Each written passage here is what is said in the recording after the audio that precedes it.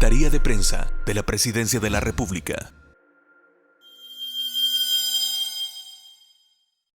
Sí, yo creo que hay una palabra que siempre, o hay un hecho que siempre nosotros visualizamos como medible, y es la cuestión monetaria. Los salvadoreños nos fijamos mucho en este tema para poder interpretar qué es lo que está sucediendo. Y yo le puedo decir, mira, hay una reducción de 60 millones, aproximadamente, más de 60 millones en la inversión que está teniendo el Ministerio de Salud continuamente por ya no tener que atender todas estas lesiones por heridas de arma de fuego, por heridas de arma blanca. Entonces, estamos hablando de una reducción millonaria en inversión, en insumos, en salas de operaciones, en transfusiones, en unidades de cuidados intensivos, al haber una súbita reducción, diría yo, de las atenciones brindadas por este tipo de actos de violencia. Entonces, definitivamente la apreciación desde el sistema de salud quizás es la apreciación de la afectación final que la población tiene, que es la afectación en la salud, en la vida de las personas, y lo vemos tan marcado porque ahora nuestras unidades de emergencia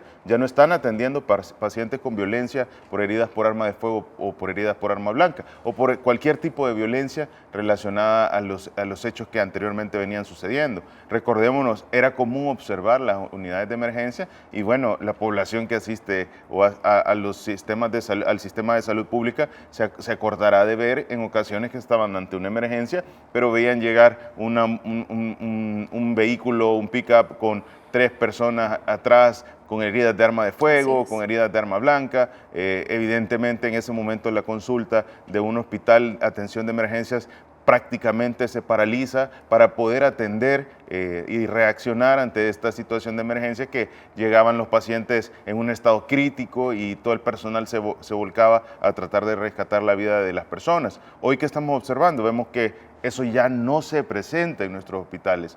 Eso ya no es un usual denominador de un turno en el cual en 24 horas pasábamos atendiendo cada 2, 3 horas un herido por arma de fuego. Entonces creo yo que son cifras muy tajantes que muestran cuál es el beneficio de todo este control que se ha venido manejando en las diferentes estrategias de seguridad. Es medible, es evidentemente efectivo y sobre todo tiene el objetivo más fundamental, que es de salvar la vida de la población salvadoreña. La capacidad el pronóstico de una persona por herida por arma de fuego o por arma blanca de salir adelante era un pronóstico bastante limitado, aparte de la gran cantidad de recursos que se tenían que utilizar en ese momento en paralelo para poder hacer lo que estuviera a disposición de tratar de rescatar la vida. Entonces ahí se paraban las emergencias, las atenciones de otras personas, los quirófanos evidentemente se bloqueaban porque se atendía o se paraba todas las demás cirugías para poder entrar en la atención de una de estas lesiones que pues, la mayoría terminan en unidades de cuidados intensivos, y es ahí que de verdad nosotros notamos una disminución bastante marcada en el aspecto de la violencia. Usted ha mencionado los heridos con arma de fuego y efectivamente la Policía Nacional Civil, el Ejército han decomisado miles de armas de los pandilleros a los cuales han capturado, pero también asesinaban o lesionaban con lujo de barbarie con arma blanca. Ministro. Totalmente, era común observar que las personas iban trasladándose de un lugar a otro y la consulta era evidentemente que habían sufrido un hecho de violencia porque habían llegado a un lugar donde no se permitía transitar, y los pacientes nos lo decían. Entonces, de esa razón habían recibido una puñalada, habían tenido una lesión abdominal por una arma blanca. Entonces, era bien común observar personas del día a día que estaban realizando sus actividades y que se desplazaban al trabajo o que iban en una ruta del transporte público y terminaban en una zona y les exigían que les mostraran sus documentos, y si por casualidad o por malas ganas de estas personas en ese momento se molestaban, venían y hacían las lesiones. Y era bien común observar. Yo quizás recuerdo que no menos, en un día normal, no menos de 2 o 3 heridos por arma de fuego llegaban a un tan solo hospital. Uno. Estamos hablando de un tan solo centro, 2 o 3 heridas por arma de fuego diarias. Ahora es contrastante darnos cuenta que no tenemos lesionados por arma de fuego o por arma blanca, no llegan al sistema de salud. Eso es un dato muy importante que tenemos que tener presente los salvadoreños, porque no solo es decir, ha reducido Los fallecidos. los fallecidos. O no solo es decir, bueno, se ha hecho un control de todo el tema de las diferentes pandillas porque ahora ya están pues donde deben de estar, en un centro penitenciario, sino que nosotros con toda propiedad le podemos decir, mire, en la emergencia, cuando usted vaya a consultar, dése cuenta, no llegan heridos por proyectil de arma de fuego como usualmente sucedía hace 10 años, 5 años, ¿verdad? Que realmente era una cantidad de lesionados que usted podía verlo en el día a día. Entonces, todo esto viene de beneficio para el sistema de salud y para la población. Primero, porque ya no tenemos el riesgo de que nos va a suceder algo por violencia cuando andamos transitando en el día a día. Veía yo hace poco y me llamó la atención una imagen en la cual veía estudiantes en las paradas de buses con su computadora, con su tablet del Ministerio de Educación. Y ver eso a mí me pareció tan contrastante porque en la mente de la mayoría de salvadoreños yo me recuerdo que antes nos hubiera parecido imposible ir a una parada de buses y estar con un dispositivo. Totalmente. O mucho menos con el celular. Sí. Y eso creo que es parte de lo que hoy los salvadoreños podemos experimentar de tranquilidad por todas las decisiones que se han venido tomando por parte del presidente Bukele. Con cientos, con miles de migrantes huyendo de nuestro país por falta de oportunidades, por falta de políticas públicas, por una serie de situaciones. Y eso son temas que sin duda no se deben de olvidar. Veíamos ahí las jóvenes con computadoras, con internet.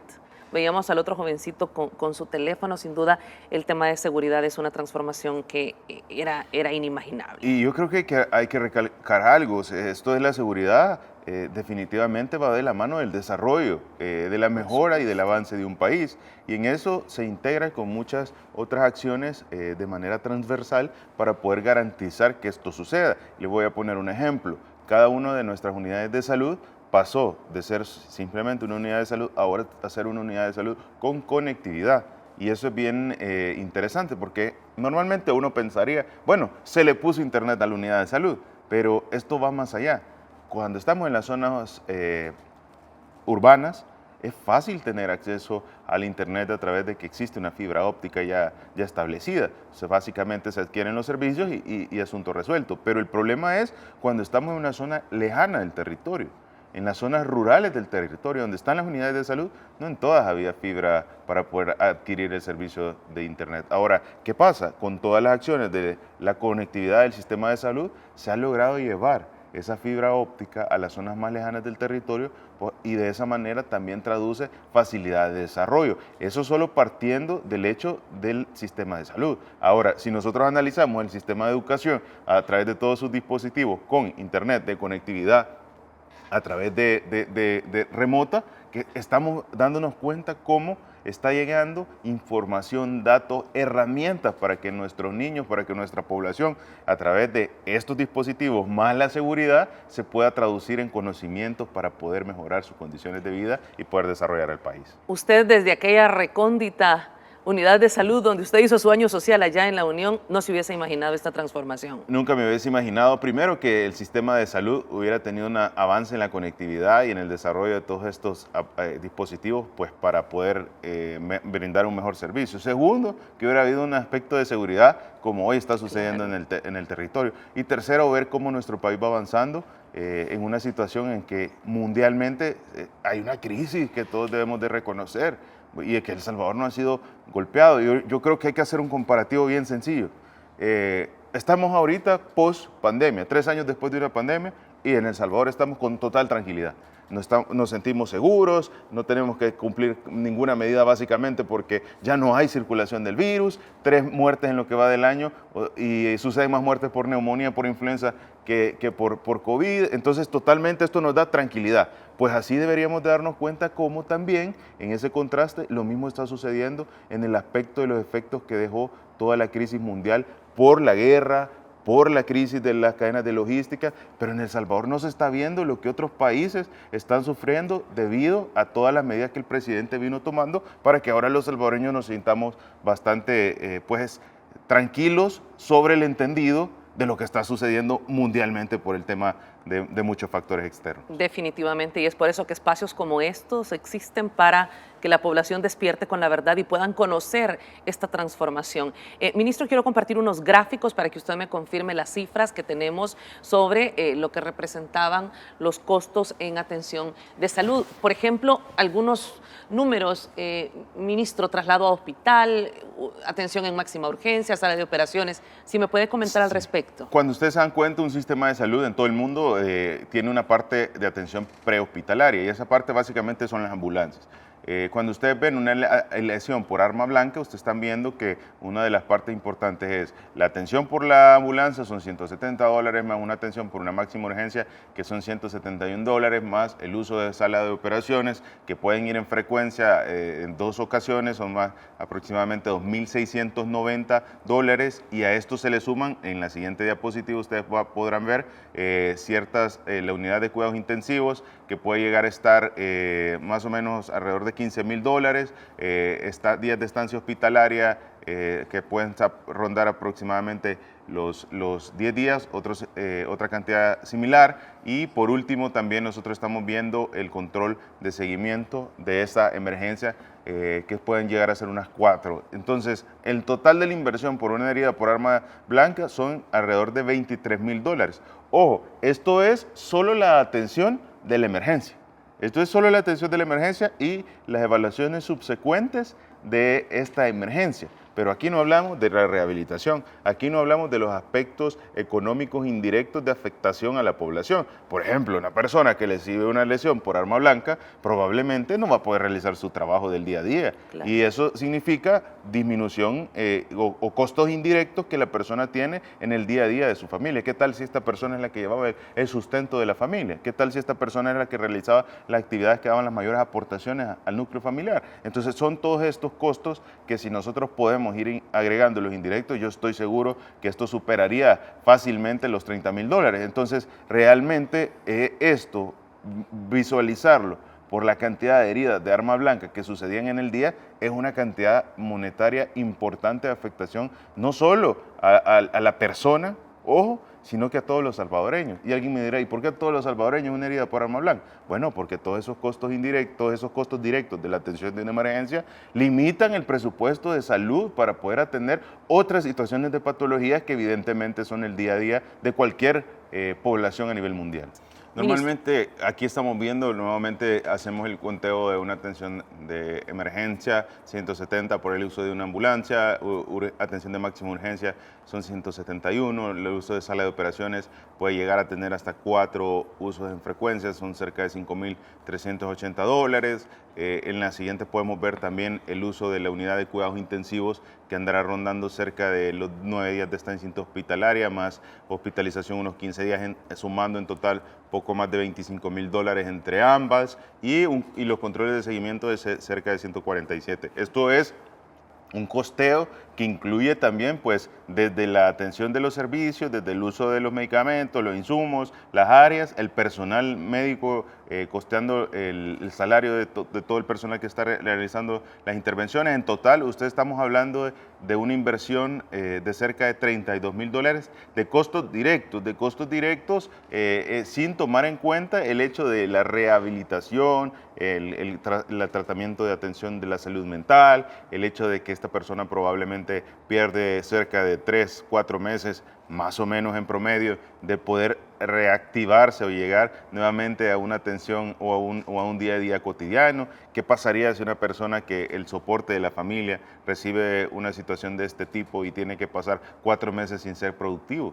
¿Qué sucede con la familia? ¿Qué sucedía con todas estas familias de alguna manera que perdían ese soporte o ese ingreso? Entonces, démonos cuenta de todas las afectaciones que están sucediendo o de alguna manera relacionadas a todo este beneficio que la seguridad nos ha dado con relación a lo que anteriormente le tocaba a las familias salvadoreñas, pues, sufrir a causa de violencia. Entonces vemos como una reducción de la violencia se traduce en reducciones de $32.000 por arma de fuego, básicamente en una lesión que se presente o de cerca de 23.000 por una lesión de arma blanca. Estamos hablando de una economía impresionante en los temas de violencia, que esto nos permite tener mayores coberturas y poder atender a la población en otros aspectos. Es bien curioso ver los sistemas de salud en el mundo, porque cuando se generan economías, todos pensamos que hay más liquidez o fluidez de dinero para invertir en otras cosas. Realmente no es que sobra el dinero en los sistemas de salud. En los sistemas de salud lo que cambia son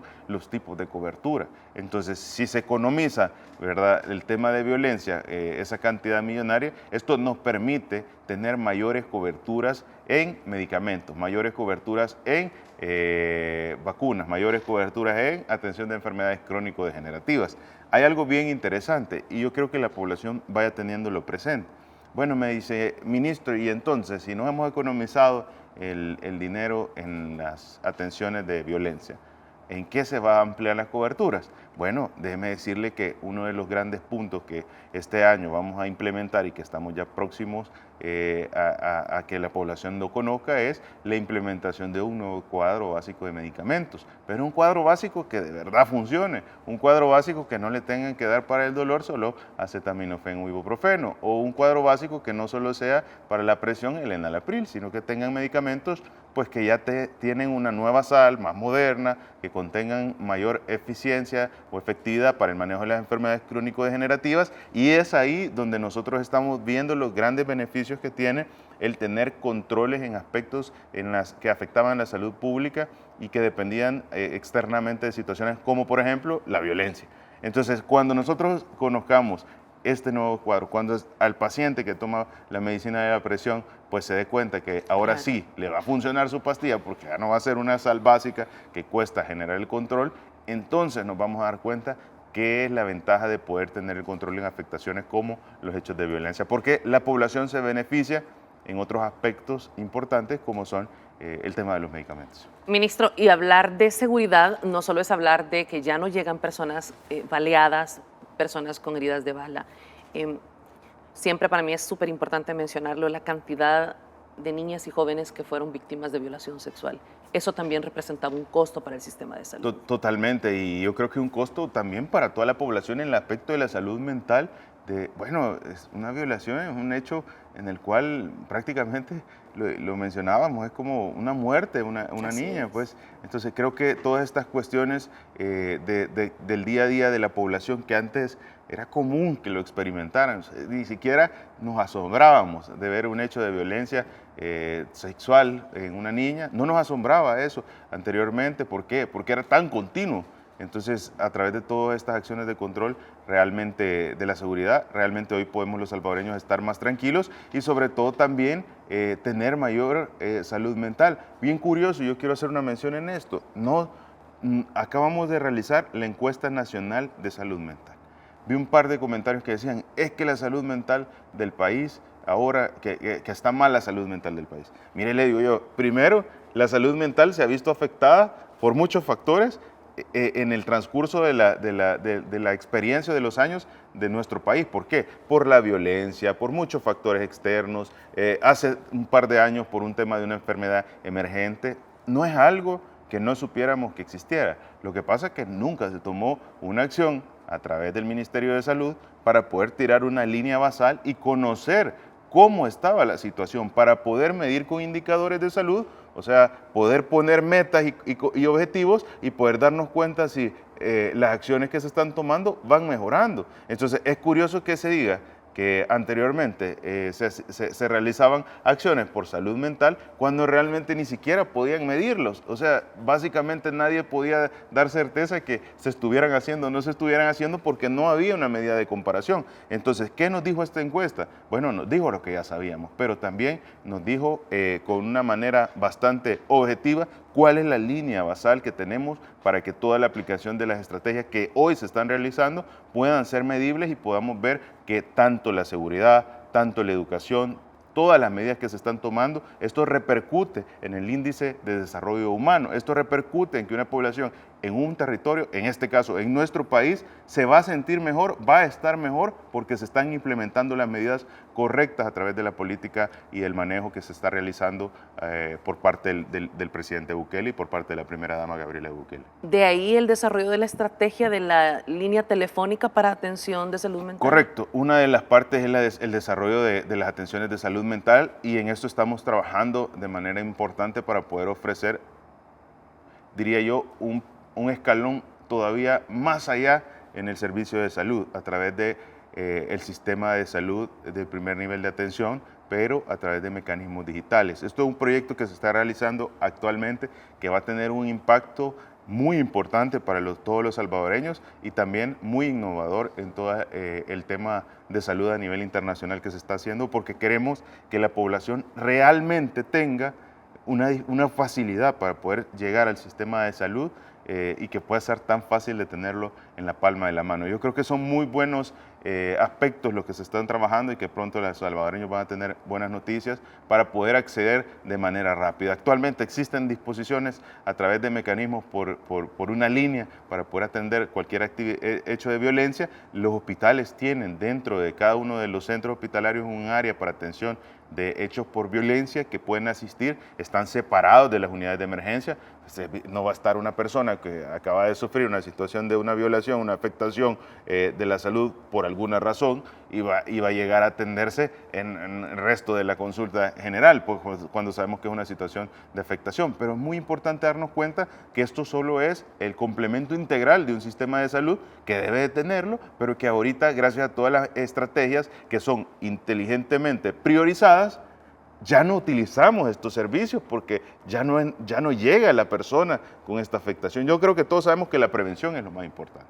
Entonces, en este aspecto en particular, si hay seguridad, tenemos prevención para que no se tengan que utilizar estos servicios en alguna manera cuando son por afectaciones inminentes y que toda la población pueda utilizarlo en aspectos de salud mental relacionados a toda la situación internacional que está sucediendo de afectación post-COVID, el tema de la economía, que es un punto importante. No debemos de extrañarnos, mire, es que la economía está mal en el mundo entero. ¿Por qué? Por las cadenas de logística, por la guerra en Ucrania, por muchos factores externos. Ahora, que en El Salvador no lo estemos sintiendo de una magnitud como pueden experimentarlo otros países, evidentemente también se nota, pero esto se debe a todas las medidas que se han incorporado. Bueno, todo lo que se vino realizando posterior a la pandemia para mantener la productividad, la conexión, el combustible, todo lo que se vino realizando por parte de la visión del presidente, la disminución, bueno, incentivos que acaba de mencionar el presidente recientemente con el tema de tecnología. Yo creo que son un paso adelante de todo lo que está sucediendo a nivel mundial para que la población salvadoreña pueda estar más seguro. Y eso es lo que hay que admirar en la visión del presidente, que nos permite a los salvadoreños estar seguros porque se están tomando siempre un paso adelante para poder garantizarle a la población que no experimente un impacto tan negativo como lo está sucediendo en otros países debido a condicionantes externos que la población puede identificar. Pues nosotros no somos responsables de la guerra en Ucrania. Por supuesto. Pero sí hay responsables. Sí. Y estos responsables ponen una situación crítica al mundo entero. Tengo que ir a la pausa, ministro. Solo quiero aprovechar el último minuto antes de ir a la pausa para hablar de toda esta población joven que tiene problemas de presión, problemas cardíacos, problemas de diabetes porque se desarrolla a través de un nivel de estrés. Era el estrés en el que vivíamos ese día a día que no sabíamos si llegábamos a nuestra casa. ¿Tenemos población joven así? Totalmente. Cerca del 40% de la población, ojo, padece de una enfermedad crónico-degenerativa relacionada a afectaciones que pueden estar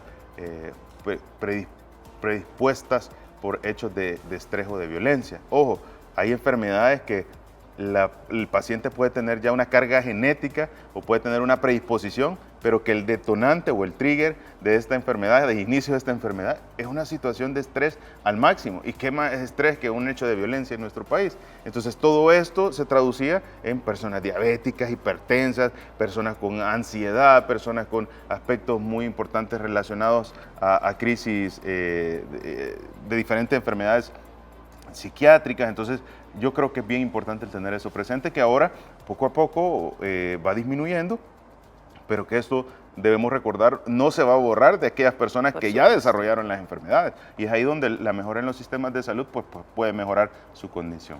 Hay que venir a reparar lo que otros dejaron. Correcto, totalmente. Yo creo que esa es la expresión más clara. Hay que venir ahora a reparar lo que otros dejaron y sobre todo hay que evitar que siga sucediendo estos hechos de violencia cargándose en afectaciones a la salud, que esto ya se realizó. Una cosa es lo que se repara de lo que se ha venido dejando y otra cosa es continuar haciendo lo mismo. Y ahí es donde el presidente pues definitivamente puso un paro desde la administración y eso fue controlar los aspectos más fundamentales de la población. La salud, evidentemente por una enfermedad emergente, la seguridad, la educación y todos estos puntos que hoy estamos viendo, cultura, aspectos importantes de diferentes ámbitos, desarrollo, obras públicas, conectividad, tecnología, todo esto, ¿qué termina siendo para nuestro país? Bueno, desarrollo. Obviamente. Acá ustedes a través del 131, ustedes pueden comunicarse para poder brindar una atención psicológica a todos los aspectos que se han venido manejando a través de los hechos que se han tenido. Esto surgió, esta línea, y es bien importante que lo conozcamos, cuando inicia toda la crisis sanitaria mundial por la pandemia de COVID-19 y evidentemente todas las atenciones de afectación en la salud mental fueron identificadas y fueron vistos que estaban generando una complicación en la salud pública. Ahí se inicia toda la gestión, se activa esta línea, este número corto del 131 y desde entonces se ha venido brindando toda esa atención psicológica, toda esa atención, recomendaciones por parte del personal calificado para que la población pueda tener una línea y tomar acciones pertinentes. Todos sabemos que la salud mental es algo en el cual si se deja olvidada la población, si no se tiene una intervención en crisis, si no se tiene una terapia cognitiva, esto puede terminar hasta en un desenlace fatal. Y esto es lo que se ha venido realizando a través de esta línea. Todo esto, unido a los diferentes call centers que se han aplicado en el sistema de salud, hoy nos permiten tener un lugar a donde poder tener o explicar una situación de salud mental, salud física y poder cumplir ese objetivo que es lo que garantiza el bienestar físico, emocional de la persona, que es la salud. Qué bueno. Ministro, la gripe aviar, Chile ya confirmó el primer caso, lo hizo ayer por la tarde. ¿Cómo se encuentra la situación en nuestro país? En nuestro país estamos al momento sin ningún caso de influenza aviar, de gripe aviar o sin ningún caso de la influenza en el ave. Esto es importante recalcarlo. Es muy prioritario el tener en cuenta de que estamos limitando al máximo que la diseminación de esta enfermedad se dé por recomendaciones de la Organización Mundial de la Salud, y esto parte de que lo que estamos tratando de evitar es que haya una mutación entre el virus o una adaptación entre el virus que permita que se haya una facilidad de transmisión de persona a persona. Lo que está sucediendo ahorita en Chile es que se reporta el primer caso de la influenza en el humano. Ahora, habrá que ver todo el trasfondo de este contagio porque muy probablemente debe ser una persona que estuvo en contacto con un ave. No tenemos la información porque recientemente se ha publicado y todo esto se vierte en el centro de enlace de cada uno de los países que a través del Reglamento Sanitario Internacional expone la evidencia para que todos los países podamos conocer qué está sucediendo. Evidentemente, si la transmisión es de un ave a un humano, es entendible que esto pueda suceder y tiene las medidas pertinentes para poder tener ese control. Lo alarmante sería que esto se demuestre que haya sido una transmisión de una persona a otra persona, porque eso cambia el panorama. Eso nos permite tener en la mente que esto podría llegar a ser una enfermedad con un potencial pandémico. De acuerdo, qué buenas noticias. Ministro, un tema que me emociona, de verdad me emociona muchísimo, imágenes que creo que ya la población vio a través de las redes sociales, a través de Noticiero El Salvador, la pasarela que conecta el Hospital Bloom del anexo. Vi tantas veces las camillas, las sillas de rueda parando el tráfico en el Boulevard de los Héroes para poder pasar con los pacientes, muchos de ellos a veces descompensados porque en el pasado, en el ala anexa era donde estaban los niños con cáncer. Y ver esta hermosísima pasarela, una gestión realizada por la madre del presidente de la República, la señora Olga de Bukele, la madre del presidente, y que ahora es una realidad, y le insisto, emociona, ministro, fui usuaria con mis hijos del Bloom y de verdad que da alegría. Totalmente, es algo que nos viene a sumar y a complementar el funcionamiento del Hospital Bloom. Yo creo que ese es el mejor ejemplo, ver todos los niños, las consultas, las madres que tenían que atravesarse las calles, son 4 carriles Sí. altamente transitados, que eran peligrosos y que de alguna manera pues, ponían en riesgo la vida, la salud de las personas. Además, el tema de la dificultad de trabajo del personal que tenía que estarse trasladando de alguna manera para poder brindar las atenciones, el tema del traslado de hasta cierto punto los expedientes. No solo se atienden los pacientes oncológicos, sino que también hay consulta externa. Y todos sabemos que la consulta externa a veces requiere un complemento que son exámenes y diferentes estudios. Y estos otros estudios estaban en la zona del hospital de la Torre de que todos conocemos del Bloom. Entonces, ese tránsito generaba que, pues al no tener un mecanismo de traslado, pues la población sufriera. Y a través de toda esta gestión que se vino dando con la madre del presidente Bukele, nos permitió ahora contar con una pasarela de alto nivel para poder garantizar que todos estos pacientes, sus madres, puedan trasladarse en una zona no solo agradable, sino que fácil acceso, con los dispositivos correctos y sobre todo con mucha seguridad. Esta pasarela tiene aproximadamente más de 150 metros. Yo creo que debemos, todo el que no ha visto, no se ha percatado al pasar por esta zona, es una pasarela que yo me atrevería a decir la pasarela más completa existente y sobre todo también la pasarela, según datos que tenemos recientes, más grande del país. No se trata de una pasarela como hubiera surgido en otra administración que básicamente hubiera sido algo básico, Sí. ¿verdad? No, esto se trata lo que tiene que llegar al nivel del usuario. ¿Y este usuario quién es? Bueno, son nuestros niños que están teniendo enfermedades y que ahora pueden tener más seguridad. Otro dato que tenemos que darnos cuenta, antes teníamos que trasladar en pick-up todos los expedientes de los pacientes que se tenían que ver en la consulta externa, que se almacenaban en el archivo general, que era el Hospital Bloom, y ahora esto, unido a que tenemos también facilidades con la tecnología, con el sistema integrado de salud, ya no es necesario porque cada día los expedientes, que eran tarimas de papeles, se están reduciendo a tener un dispositivo en la palma de la mano, lo cual le permite la modernización del sistema de salud con los complementos adecuados. Me encanta ver a la madre del presidente de la República, doña Olga de Bukele, porque se ve una mamá comprendiendo las necesidades de otras mamás. Vamos, ahí tenemos la imagen, veíamos, a usted lo veía también con una enorme sonrisa, ministro, me imagino la felicidad, el ministro de Obras Públicas, que de nuevo, este trabajo articulado entre las diferentes instituciones, Lorena Romero de la Fundación Armando Bukele, las autoridades también del hospital que conocen el beneficio y ahí está, veo la calidad, ministro, y viene a la mente lo que dice el presidente, que lo público tiene que ser mejor que lo privado, definitivamente, y ahora ustedes lo están viendo, una pasarela que tiene todas las condiciones, de verdad, la madre del presidente Bukele ve esa necesidad que todas las madres tienen Exacto. de estarse trasladando y ven ustedes una pasarela que tiene todas las condiciones necesarias de robustez, normativa antisísmica, todo el tema de lo plano de la pasarela que evita que pues la persona tenga que escalar grandes partes en la superficie, tiene sus ascensores, o sea, es una gran cantidad de componentes que hacen ver que no solo se hizo una pasarela, sino que se hizo una pasarela para los salvadoreños que utilizan el sistema de salud pública, que debe de ser con las condiciones que el presidente nos dijo. Bueno, esto tiene que ser mejor que lo privado. Antes, vuelvo a hacer la analogía, 5 años antes, nadie hubiera pensado que le dijéramos el sistema de salud va a llegar a ser progresivamente tan bueno o mejor que lo privado.